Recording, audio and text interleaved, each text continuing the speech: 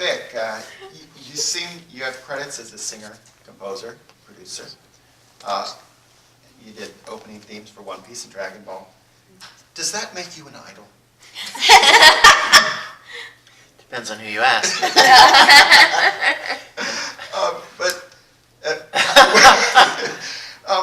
What is it? Actually, it's funny you should say that, Okay. because are you old enough to remember Star Search? Yes. I was on Star Search, No! which was the original American You got Idol. to be Eddie Fan? No, yeah, sure. He introduced me. I was a male vocalist challenger on Star Search in 1993. But yeah, yeah. So when we talk about American Idol, I get a little It's a little PTSD. cringy. Yeah. Yes, yeah. Okay. How do you find music represented in anime? Sometimes it is just as important to the story, and sometimes it just kind of pushes it along. You know, you have a snappy idol thing, an idol song that fits in here and there. But in other times, music really seems to be a key element. Oh, in, absolutely, in developing absolutely.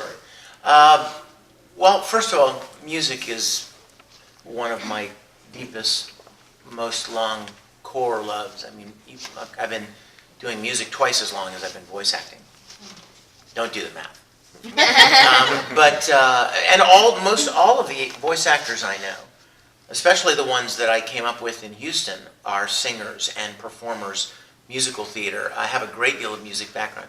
I really believe that there is I can't even put my finger on it, but there's something about anime that if you are a musician, you tend to lock into the rhythm and the tempo of dubbing in a way that people that don't have a musical background don't. I can't really define it. It just exists. You just have a sense of there's a musicality to it. But as far as music in anime, shows that I've been involved with, there's some great, like Full Metal is an amazing soundtrack, orchestral soundtrack, and I've always been a big proponent of music. I've written papers in college on the difference on what music brings to the picture, whether it be film or television. You turn the sound off and watch all of the emotion just drain right out of a scene. The music carries so much of the emotional impact. And then, of course, there are anime series where they're connected with a band or a record label that's trying to sell records, and so they're throwing pop songs into an anime to promote the record and the band and their CDs. And a lot of times we've discovered that when we've dubbed anime, especially with Funimation, sometimes they'll let you do English versions of an opening, but a lot of times they won't let you touch it because they want to sell more records of the bands that's originally featured. So you can't touch any of the music. One Piece was a really great exception, and of course being able to dub the DBZ theme and stuff. But there's a lot of business that goes on behind the music part of anime series, and stuff that we don't really know even a lot about. That trying to negotiate deals with, can we dub the songs or can we release the music, and they're all different. Lawyers doing all their things. So some of the ones like Vic Mignogna, which is completely, it's about a high school woodwind band. And one of their best episodes, it was simply just them playing one of the, I can't remember, a symphony piece. Wow. To me, that is one of the standout episodes, and because almost the entire thing was just the artists who who draw, and the artists who were playing the pieces, and they put those together, and they created probably one of the most beautiful episodes I've ever seen. So I agree in that music seems to be. I'll have to look that up. Yeah. That sounds amazing. I can't remember which episode it was, but it was. And one of the things that probably, if I may suggest, one of the things that makes it so beautiful is that it's so unique. Mm. You know what I mean? If we heard all the time nothing but music and anime, that'd be and visual, that would be pretty standard.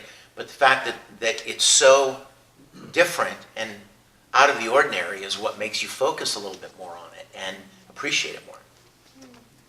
I actually have a question for the panel. So I am here with WRCT, which is Carnegie Mellon's radio station, but I'm also a Pittsburgh native, and I've been coming to Techo since I was in middle school. So my question is this your first time in Pittsburgh? And also, what has been your favorite part of the city so far? I'm not even close to first time. I remember you from Techo back in middle school. Oh, more than that, I grew up in here. I grew up down the street, nice. down Route 22 to Greensburg, Monroeville, Murraysville, Delmont, Penn Hills, Churchill. Swissvale? Pardon me? I know where it is. Yeah.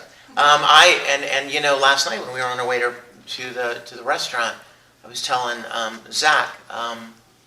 He mentioned the Carnegie Museum. My mom used to bring me up here and drop me off, and just come back and get me 5 hours later. And I would walk around the museum and the dinosaurs there. As a little boy, I mean, even now, I have such tremendous love for things that I discovered here when I lived here. Yeah, I love Pittsburgh, and big Steeler fan, Pirates fan. My mom used to work with the team, actually, like the team. Terry Bradshaw, Franco Harris, those guys, Rocky Blyer. I was so sad when they tore Three Rivers down, because to me it seemed like they just built it. Like I was here when Forbes Field was the stadium, and then they tore it down and built Three Rivers. And I was telling Zach, you know, it's like just a few years ago when they tore Three Rivers down, I remember thinking, but they just built it. No, they built it 40 years ago. So I love this area. Vic, Yeah. what's it like working on Ruby, especially considering the huge fan following that it ended up getting? I love being a part of Ruby. You know, I didn't even know what it was. I was at an event in Australia with Lindsay and her husband, and they approached me and said, hey, we like your work. We've watched your work for many years, and we do a thing. Can we show you? And they pulled out an iPad and started showing me some just drawings from Ruby. And I was like, wow, this is really great. Because, usually if a fan says, can I show you some of my fan art? You don't really know exactly, what level it's going to be or how much time they put into it. And I was really impressed with it. And then they said, would you like to see a fight, a video of a fight? And I said, sure. And they showed me a video of Ruby fighting. And I was like, wow, this is great. I didn't even know that it was Rooster Teeth down in Austin. They were an actual company. So when we got back from the States, a few weeks after we got back, they contacted me and they said, hey, remember us from Australia? I said, sure. And they said, would you like to play a role in this thing that we showed you? I said, sure. I didn't know anything about it. Didn't ask them how much it paid. I didn't care. It was, and I think that's fair for all of us. We love what we do. We were acting long before anybody cared to pay us to act. I mean, we love acting. So they asked me to be in it, and they sent me some pictures of character Crow, and I sent them 3 or 4 different ideas for a voice for him, and they decided on the one they liked, and I don't even record with them, which is kind of funny. They all live on Austin, and they come together, and they pre-lay everything, so they perform the lines however they want, and then the animators animate to the recording. I record in my home in Houston, and I'll give them like 3 reads of every line and send them to them, and they pick the one that works best for the scene for them. But I really, really have loved being a part of that show. I had no idea that it was going to be as popular as it has. So thank God for that. So cool. So I know you have your cat Effie. I also have a black cat. Yeah. So I love your videos of Effie. But for the full panel, do you guys have any pets? And if so, which one of your characters' voices closest reflects the voice you use with your pets? I don't have any pets. I did years ago when I was married. We had 2 dogs, a little beagle named Tootsie, and a big retriever named Augie. And it's funny because I haven't thought about them in years, but Tootsie sounded like Ross Perot, Because Tootsie was the boss, you know, Tootsie. Let me tell you something, Augie. Now, I'm gonna tell you. So sit over there and go get me something to eat, you know? But then Augie was kind of dumb, you know, okay, all right. So, I had never even thought about that for so long. What? So Stockdale. Yeah, pretty much. But no, in the last 15 years especially, I travel a lot. So there's really it's not practical to have pets, although I love them. Love dogs. What was it like directing Junie Tyson? Oh, it was so much fun. What a great show. Years ago I directed a little bit of Claymore, and it wasn't like a long-term thing, but I just kind of stepped in for a little while. And I enjoyed it, but that was a long time ago, and I really didn't think about directing anymore.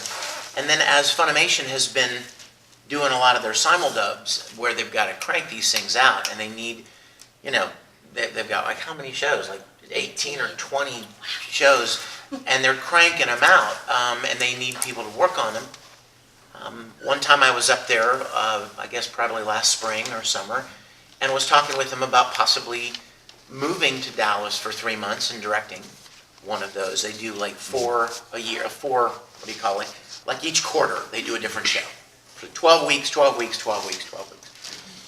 So I found an opportunity in my schedule, October, November, December of last year.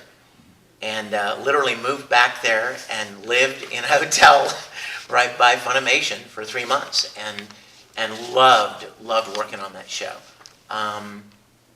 Cast some of my favorite people up in the area there that live there. I wanted to use Lucy. Unfortunately, is not around as much, and she obviously has a lot of responsibilities now. But you know, Monica and Ian and Jerry Jewell and Colleen, and it was such a great show. It was received very well, from what I understand. It did very well, popularity-wise, and I really loved working with the actors. I know that when I'm voice acting, I really enjoy working with directors who themselves are actors. I enjoy that a lot. So it was a great honor and a great pleasure to do that. Thank you for asking about it too, by the way. Yeah, you're very welcome. This one's also for Vic. So we both are at a college radio station, and I actually teach a class about Sonic the Hedgehog. So, Oh, wow. yeah. So, how has it been working on a series that has been faced with so much like controversy and fan backlash, for example? Well, you know, I've not really been very privy to much of the backlash. For me, when I think of Sonic, I think of nostalgia. I mean, Sonic to me is like, it's like Pokemon, or Digimon, or those shows that literally kind of paved the way for anime. You know, things that were anime that when I was a kid, I didn't even know they were anime. Speed Racer, you know, Kimba the White Lion. And when I think of Sonic, I think of, these are shows that have really opened the door, or kind of, you know, were trailblazers for what is now a huge industry. I don't really pay much attention to the controversy around it, but I'm just really honored to be any small part of it, because, like I said, it's such a nostalgic thing. I definitely want to get this one from the panel before we do wrap things up. What are you working on now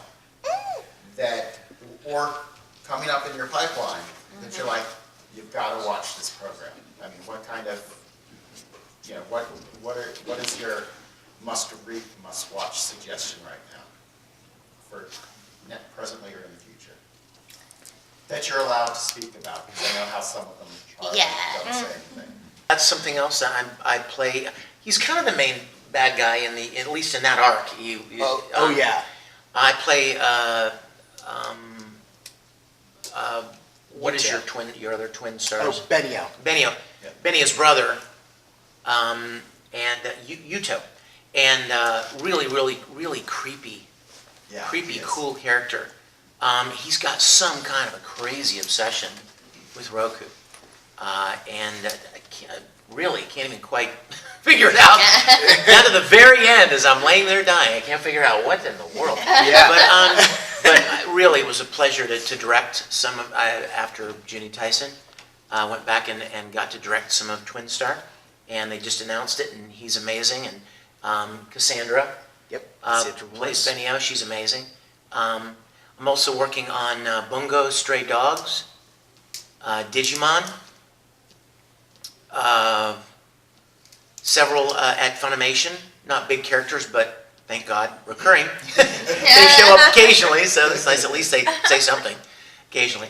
And I don't want to, certainly don't want to derail the anime theme, but my web series, Star Trek Continues, we just completed the series. We've got over 8 million views, and we've won over a dozen awards, and it's growing by the day as far as people discovering the show. And Done a good job with the special effects to thank you, make it blend.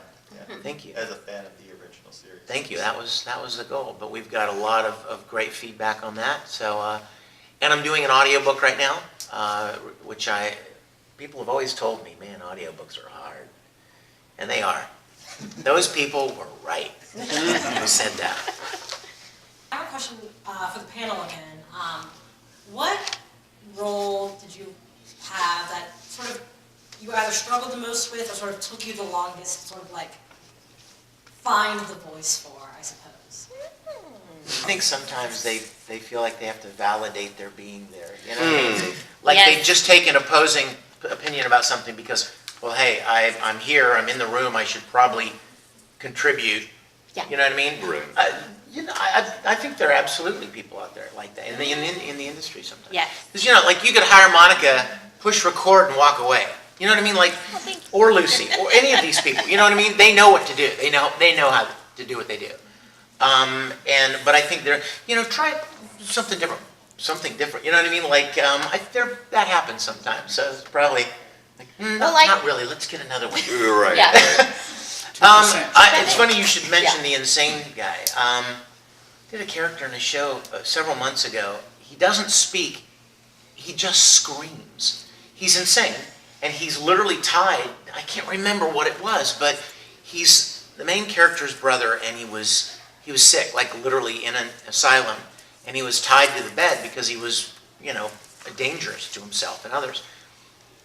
And he thinks that he's making music by screaming, blood-curdling screaming, and then contorting the tone and the voice like you think you're communicating. Like if I were to give you a sentence and say, okay, say this sentence, but just in yelling. Don't actually form words and consonants and just, you know, and it was pretty crazy. So, yeah. And then I just, you know, there's, Caitlin's working on a show. What is, Garo? And they're like this is like the 4th incarnation of Garo now. And in Japan, they used the same cast of actors. Each time, the actor would play a different character, but it was the same ensemble of actors. So Caitlin's doing the same thing, which is really fun for us because each time you come in, okay, it's a new character. Well, the character that my guy is playing this round is this really old, kind of short, like a fry cook, kind of a Japanese, old Japanese man. And Caitlin played me the Japanese, and she's like, this is your actor from the last 3 incarnations. He didn't even try to change his voice. He sounds exactly the same, but I want you to try to do better. So it's a real challenge to try to, you know, you certainly don't want to stereotype, you know what I mean? Right. But at the same time, there is part of that needs to be dialed into the character. So that's been a challenge too.